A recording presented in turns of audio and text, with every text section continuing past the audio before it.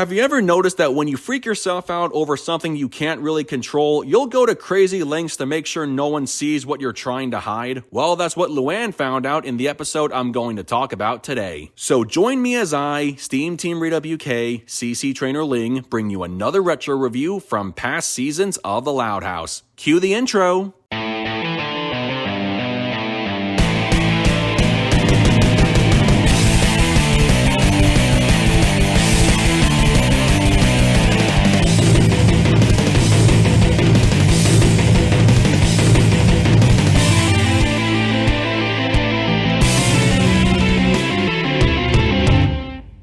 Today's episode is a pimple plan. In this episode, Luan gets a pimple on the same day she's about to go on her first date with Benny, and she and her siblings try their best to remove it and then later cover it up. Honestly, what I just said is pretty much the entire episode. The first half is just the Loud siblings trying their own methods to remove Luan's pimple, each method being unique to the character doing them, such as Lucy trying to get some assistance from supernatural entities and Lincoln trying a method he learned from Rip Hardcore, and yet none of their treatments work in the slightest. In fact, they actually make it worse thanks to Lynn's exercise sweating idea. On a quick side note, we get to see what Luan looks like with her hair down after Lisa's machine burns off her scrunchie. Not too shabby, I must say. Then Lenny suggests just covering up the pimple, and this idea actually works. Of course, by the time Luan starts her date with Benny, she starts sweating off her makeup, and when she calls her siblings to bring her more, they find out Lola used it all on Mr. Sprinkles. Because, you know, a stuffed bear wants to know what they'd look like as a princess.